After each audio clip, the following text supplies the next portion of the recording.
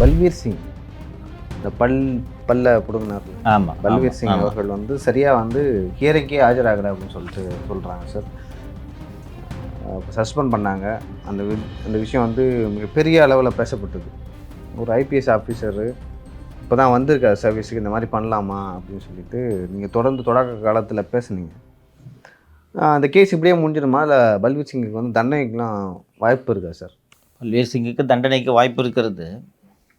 ஆனால் சட்டத்தை மதிக்க வேண்டிய ஒரு காவல்துறை அதிகாரி, ஒரு ஐபிஎஸ் அதிகாரி நீதிமன்றத்தில் ஆஜராகாமல் 2 வருடங்களாக நீதிமன்றத்தை ஏமாற்றி வருகிறார்.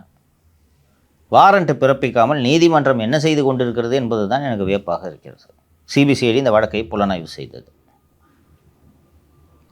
உங்களுக்கு ஞாபகம் இருக்கும், 17/12/2024 டிசம்பரில் ஒரு நாள் ஹாஸ்பிட்டல் செக்கப்புக்கு போகிறதுனால மதுரை கோர்ட்டுக்கு என்னால் போக முடியல.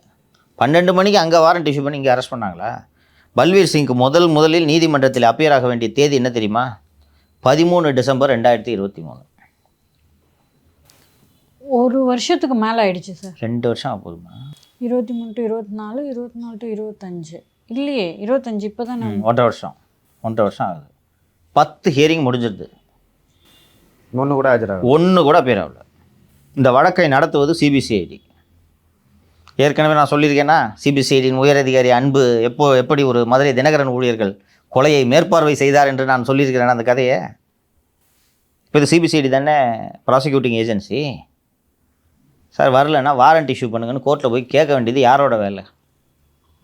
சிபிசிஐடி போய் கேட்டு வாரண்ட் இஷ்யூ பண்ணியிருந்தாங்கன்னா, இன்னொன்று இவரை கண்டுபிடிக்கிறது ஒன்றும் கஷ்டம் இல்லை.